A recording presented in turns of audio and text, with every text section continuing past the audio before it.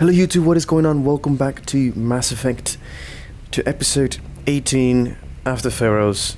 Today we're going to simply talk to our crewmates once again, see how they're doing, if there's anything interesting that's on their mind, and more of a chilled back conversational type of an episode.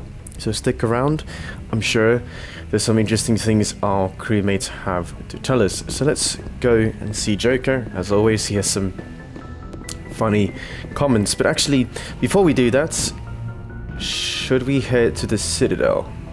Because we're still on Feros. I mean, I suppose we've done that every single time, so let's go and do so. So if you missed the last episode, we went to Feros because there was some reported Geth activity, and in the end we figured it all out. There was some sort of a massive plant-based creature that's existed for more than 50,000 years, and it's complicated. I don't even know how to explain it.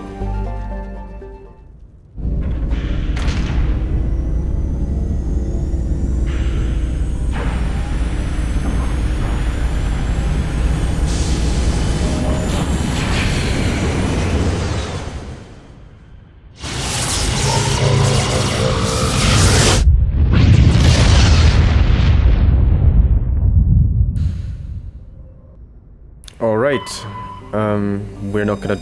Oh no, we should dock, yeah.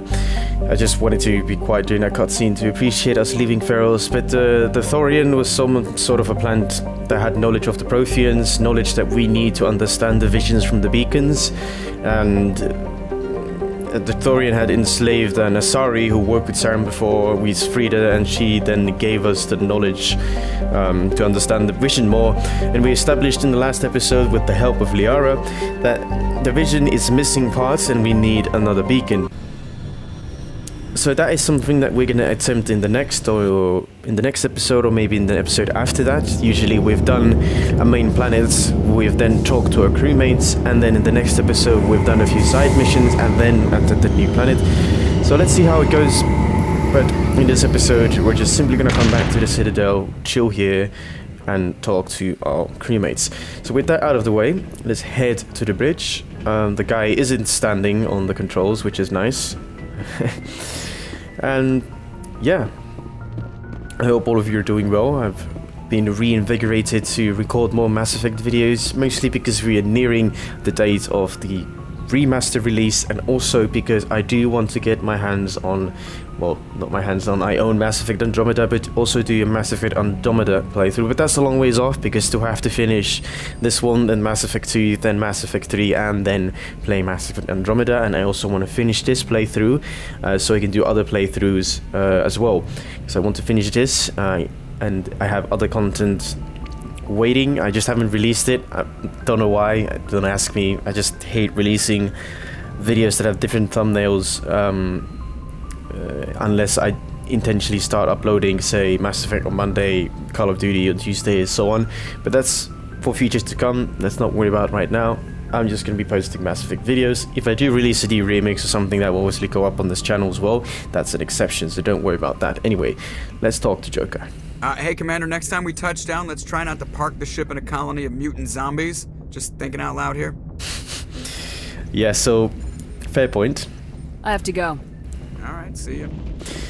So, the Thorian enslaved all of the people in the colony, and by the time we discovered that the Thorian is what we need and try to access the Thorian obviously threw all the enslaved colonists at us as self-defense. We managed to use a sort of a neurotoxin agent to set them asleep and not kill them, fortunately enough, so no one was killed from the colony.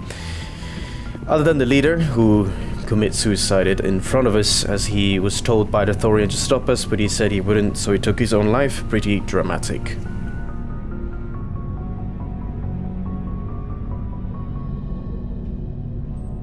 Anything you need, Commander? So obviously Caden now doesn't instantly jump into a dialogue. We have to sort of push it out from him, because we told him last time around we spoke that we're not interested in him as a Roman suboption. We just want to be friends. My character, Martina, is into Liara and women in general, but looking for personal input. Just trying to get a sense of where the crew's at. Thoughts? I didn't figure you'd have time to talk with all that's going on. There's gotta be some xenobiologists who want to read about the Thorian. Yeah, but they can wait. The paperwork will keep. Something on your mind? I'm just looking for an ear. The debriefing wasn't the right place to say how ridiculous this is. Fair enough. Seems like every other race in the galaxy is wrapped up in their own problems. They don't want to see what's coming. I mean, you can't blame them. Smug aliens will show them. Wanting to believe everything will be fine? Sounds like human nature to me. Yeah, that's true. Yeah, I guess some things carry across species well enough. Exactly. Should remember that after what happened with Furnace. So what happened? Don't tell me you and Vernus hugged on graduation day. Before I met Furnace, I knew as much as any other civilian. Aliens were weird, superior, and tried to tell us what to do. Mm-hmm. I mean, it's only been 26 years since first contact. That's not a lot of time to understand them. True. It was Furnace who made me see how human aliens are. They're not different or special. They're jerks and saints, just like us. Probably. Hell, by the time I got payback, I didn't even want it anymore. What happened? I don't see you snapping very easily. What finally did it? He hurt Rana. Broke her arm. Oh, the girl he liked. She reached for a glass of water instead of pulling it biotically. She just wanted a drink without getting a nosebleed. You know? Seems harsh. Like an idiot, I stood up. Didn't know what I was gonna do. Just something. And Vernus lost it. Beat the crap out of me. Kept shouting how they should have bombed us back to the Stone Age. And that's when the knife came up. Yikes. A military-issue talon. Right in my face. I cut loose. Full biotic kick right in the teeth. Almost as strong as I can manage now. At 17, that's something. I mean, impressive. And you tried to help Rana. You wanted to help a girl you cared for. That's a noble thing. Maybe my intentions were noble, but I lost control. I killed him, Shepard. Damn. Snapped his neck. They probably could have saved him if they got him to an infirmary quick enough. But they didn't. Caused a Yikers. stir when they shipped him home. Bot training was shut down. Kinetics folded a couple of years later. Probably for the greater good. Yeah, maybe I hated that Turian. I mean, if one ass was enough to judge a whole race, I'd hate humans too. Yeah, that's a good outlook. A reasonable stance. Keep that level head and we'll do fine. Staying reasonable is about all we've got left. No one Yeah. else in this galaxy seems to have gone out of their minds. Present company accepted, of course. Alright, cool. I do want to ask about your opinion Anything you need, Commander? on the last mission. What's your opinion on the last mission? I'm glad there aren't many aliens like the Thorian. I don't think my stomach could take it. Hell of a deal you worked out with Jung, though. If I ever get a speeding ticket, I want you to be my advocate. Yeah, I mean, We'll talk another time, Lieutenant. Commander? Thorian was kind of creepy, but Jong was the staff leader, whatever, or like the executive officer of the Exogeny Corporation building on that planet, and they got an executive order from above that the colonists need to be terminated, that the studies with the Thorian, that it should have never happened in the first place, and they need to erase all evidence. But then I stated my case and told them, you know, with my, what is it called again, Paragon? Or charm skill was maxed out, and that's the only dialogue option that you need to have a maxed out charm option and Paragon level to actually get that. Otherwise, you'll have to kill him. So it is a nice thing, I suppose. They don't want to kill the man. He's got orders that he needs to follow, and we found a workaround to save the colonists and get rid of the Thorian instead. But anyway, let's talk to Liara and see how she's doing.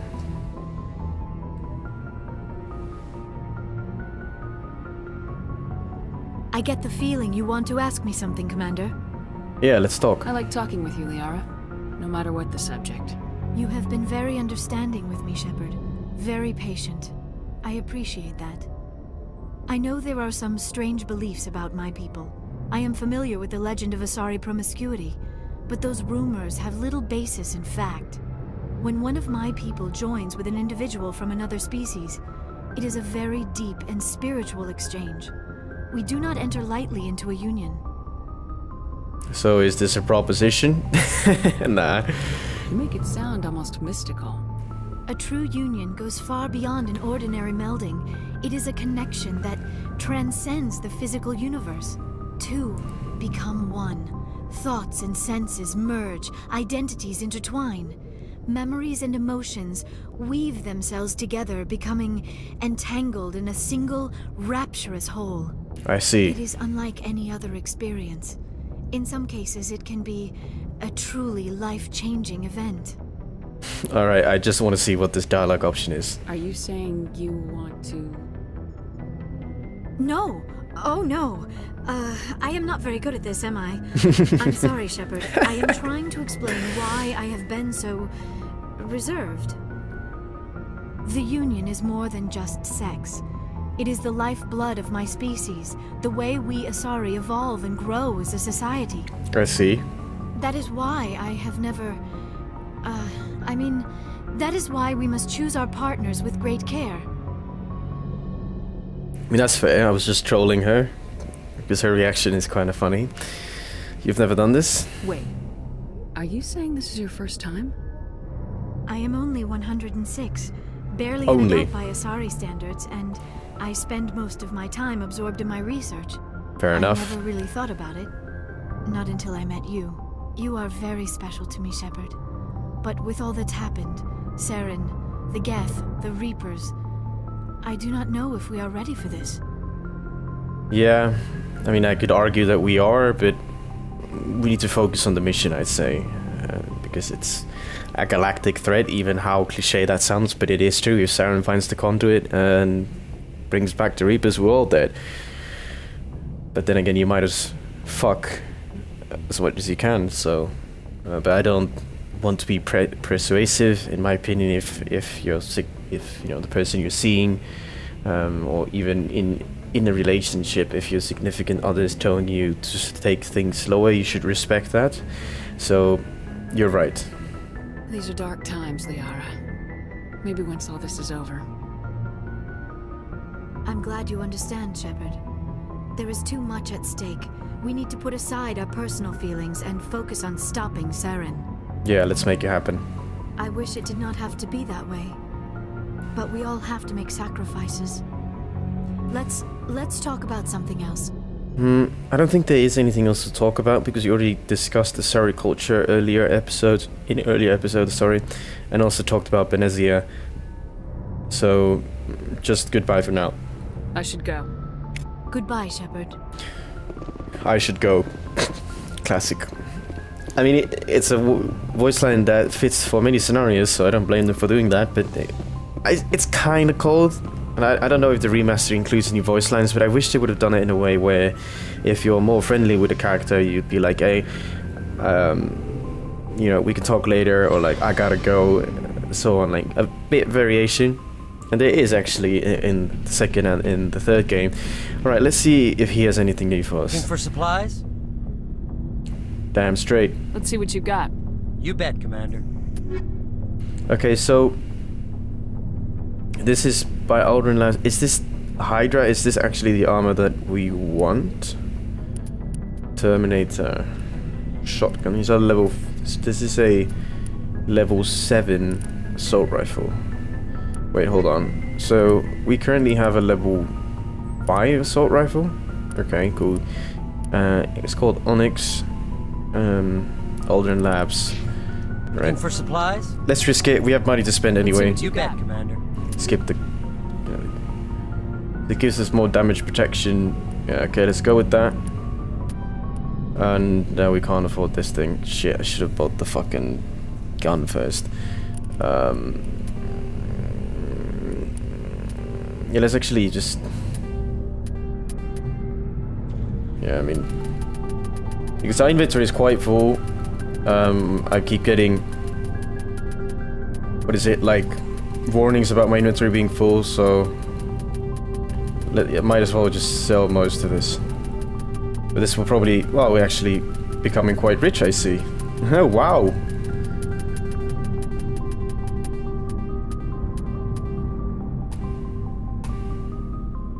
Not sell that because we just bought it, and then buy this one. Right, so let's see. Yeah, so this is like not the official Commander Shepard armor, so I don't want to wear that. I'm gonna put that on instead, and let's see what the Tsunami looks like. Oh, so it's just a better version of that. That's good. So on here we have tungsten rounds which deal damage against synthetics, and we did actually sell all of that, so we can't add anything else, but that's fine. Well, you get plenty of loot in this game, that's not an issue. Alright, let's talk to Garrus. Commander, what can I do for you? Something wrong? Something bothering you? It's Saren. I'm starting to wonder whether we'll ever find him. Oh, come on. He's always one step ahead of us, and he's got those damn Geth. You think he'll get away? We're getting close, Garrus. We'll find him. I wish I had your confidence. I just can't stand the thought of him getting away with everything he's done. I mean... I know you're doing everything you can, and if anyone can catch him, it's you, but if there's anything else I can do to help, anything, just tell me what you want me to do, and I'll do it. Alright, good to know, I suppose. Thank you, Garrus. I'll keep that in mind. Just make sure you're ready to go when we do catch him. Yes, ma'am. You can count on me. Thanks for hearing me out. I appreciate it. Can I ask you something, Commander? Yeah, sure. What is it? Are you worried that the Council might be protecting Saren? I mean, they were really dragging their heels before. What if we find him, bring him back to the Citadel, and they refuse to act? I mean, it is possible, but especially the Turian Council seems to be hostile against anything. The Solarian and the Asari Council are a bit more understanding, but yeah, the Council are a bit of a pain in the ass, but they are my superiors, so I have to work with them and have to accept what they say. But yeah, it could be possible. You seem to have some thoughts on this. Speak your mind, Garrus. Well, maybe we shouldn't give them the chance, Commander. I see. In my opinion, Saren's too dangerous to be kept alive. Too much could happen. He could escape, or the Council might let him go. If we find him, when we find him, I say we make sure we stop him permanently. I don't know. I say last resort, because that's not justice, just killing someone outright. Obviously, he's done a lot already that, you know, he'd have a life sentence, but still. If Saren won't listen to reason, if he forces my hand, I'll kill him in a heartbeat. But only if it's absolutely necessary. But what's the point in keeping him alive? It just gives him an opportunity to escape or convince the Council to listen to him. Because... What about the Geth? They might try to free him. Well, we need to think about it. We know more about Saren's plans than anyone. But what do we really know? If we just kill him, we lose the chance to find out. Yeah. Exactly. I see your point. Do you really think there's more to know, other than the fact that he's a raving lunatic? Maybe, maybe not. But it's not a chance I'm willing to take. Yeah. Yes, ma'am. Alright. And see, I like Garrus because he speaks his own opinion, given that you grant him the permission, and he understands that you're the one in charge, so even if you disagree with him or give him a different point of view to look at, he considers it and sort of, you know, sits on it and digests it, and in the end of the day still, you know, follows the command. He's not someone who would go against you. He might have difference of opinion, but because he's a Turian, I don't know how much we've covered it before, but Turians are very like rigid society, militaristic society. Everyone plays a role and you have to do that role perfectly. So as a Turian, he's a bit of a different Turian. Like, he's not per se a perfect role model, which I like him for. I see a lot of myself in him. He's always questioning things and thinking that, you know, why this, why that, should I do it this way and so way. But it's a very cool character that hopefully has grown on you guys as well. Anyway, Ash, what's up? Commander? Oh, what the hell was that glitch? How we doing? What's your opinion of the last mission? A little spooky how you handle that John guy. Didn't figure you'd know how to speak corporate. They're only human. All you need to do is show them how getting what you want gets them what they want. Exactly. You make it sound easy. Frankly, I just wanted to put a few rounds in him and leave. Fine. Fair enough. Can we talk? Do you have a few minutes to talk? One-on-one? I'm off duty until tomorrow. I was gonna have a small drink. Bit of a celebration. If you're interested. Occasion? What's the occasion? It's Armistice Day, when the first contact war ended. My family always marks it. I see. Since I'm the only Williams aboard, I thought I'd ask you. I'm flattered. Seems like an odd thing to celebrate. That was 26 years ago. In our family, it's not really a celebration, more like an obligation. Why? Don't tell me you don't know about my family. My commanders always find out.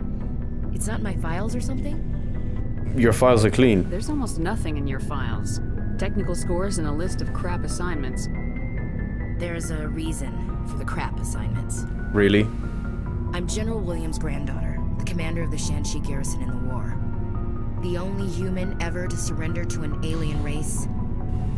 But that's not your fault. Don't tell me you're blamed for that. Not formally. Dad got passed for promotion over and over.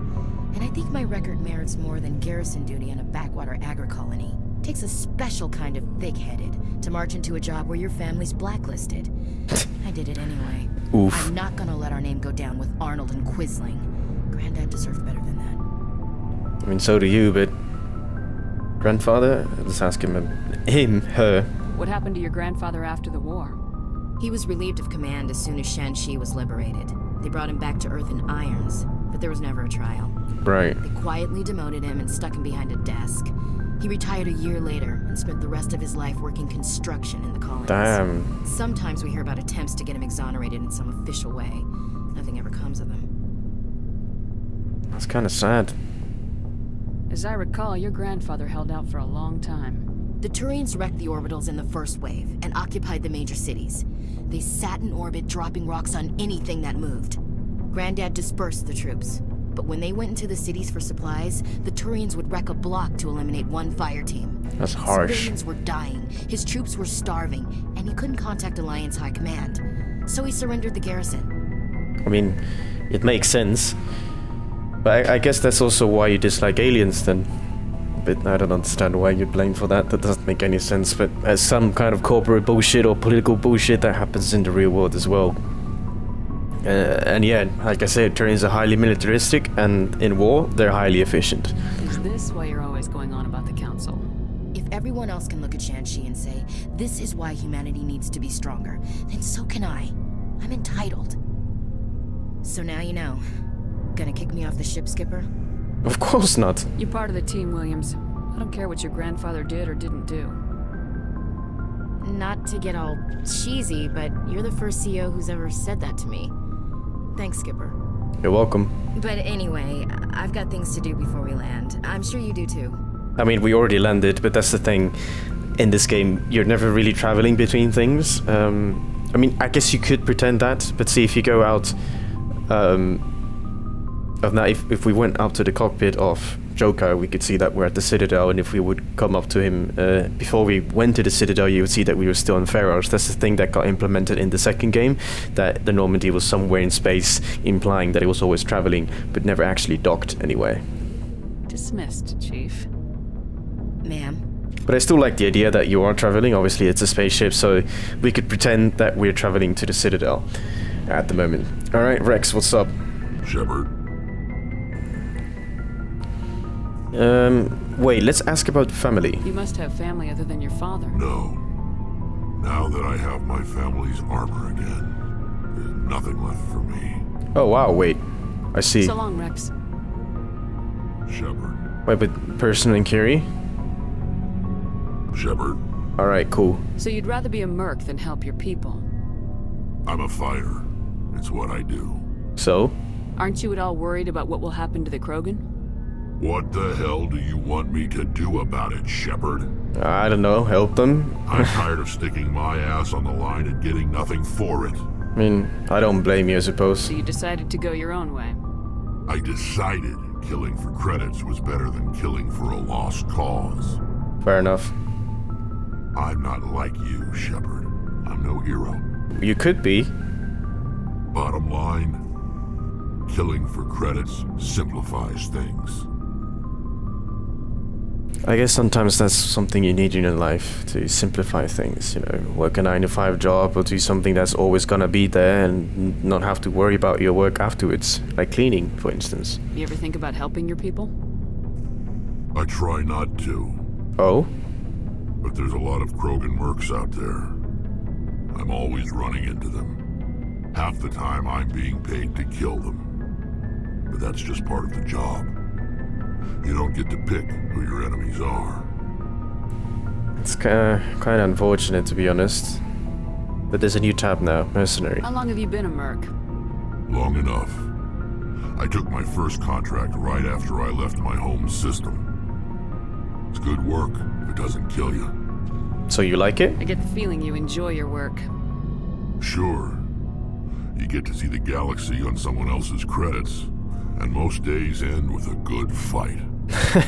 Fair enough. I've tried more organized fighting, private armies and such, but it gets too messy. I fight best on my own, or in very small groups. Like 3 of us. I don't like people relying on me, and I bloody well don't like relying on them. I see. So long, Rex. Shepard. But I like relying on Rex, and I'm pretty sure he doesn't have an issue relying on me whenever we have him. He's a Krogan in the end. I mean, he can fight anything and almost come out, and most likely come out alive. Alright. What's up, Tali? It feels like we're getting near the end, doesn't it, Shepard? With Saren, I mean. We're getting close. Won't be much longer. One way or another, it'll all be over soon. Because there's only Wormeye left. You'll find the conduit before he does. I know you will. You have to. We have enough puzzles of the pieces of the puzzle. When my pilgrimage ends and I go back to my own people, I'll be proud to say I was a part of it. Yeah, an important part. We couldn't have done this without you, Tali. You've been good to me. A lot of people treat Quarians like second-class citizens. That's a shame. They just want us to go back to our fleet and disappear. But you've treated me just like everyone else on your crew. Like an equal. That means a lot, and it says something about you. Space racism is real. Whatever happens, I just want to say thank you for that. You're welcome. I'm gonna miss you when you go back to your own people, Tali. That won't happen for a while yet. I'll be right here anytime you need me. That's great. Well, I should go. talk another time. See you later. Anyway, it's been 26 minutes, so clearly they didn't have that much to say, and the conversations are less formal, they're more casual, and therefore they get to say more in shorter time, I would say. So this episode isn't actually that long. Or I don't actually remember. Were any of the other Tolkien episodes that long? I think they were all around half an hour, except for the first or the second one. I remember there was one like 53 minutes or something. There was a lot of conversation with Tali, you know, to understand the background of the people, where they come from, what they do, and like the context of the universe, Geth, Quarians, humans, Turians, Asari, whatnot. You know, but now that we're in the stage of the game where most of you guys who have been watching so far understand who is who, why is that happening, and so on, the conversations are a bit shorter, and I like the evolution is the right word of the game, and how the dialogues have evolved over the time. But that has been it for this episode. I think in the next episode we'll see what Udina or Anderson have to say to us on the council, and then see if we can do side missions. There's one thing you might have noticed on the galaxy maps, which is the asteroid 56. That is a big side mission with some impact to the second game. And then obviously we have Vermeer that was given us by the council, and then I think Vermeer will be in 2 episodes, but in the next episode we'll try to do more side missions, and also perhaps look for if we can help Tali with her side mission, because we helped Garrus with Dr. Sidian or Dr. Hart in the end, and we helped Rex get his family armor. So now we need to find also a way, and Tali, in that same moment when they gave us those missions, Tali said that she would have hoped to find something she could use, but we haven't come across for that yet, so we'll go look for that as well. Hopefully you can fit that into one episode, and then after that we'll go to Vermeer. So with that being said, thank you for watching this episode. I hope to see you in the next one, and it's a goodbye from me.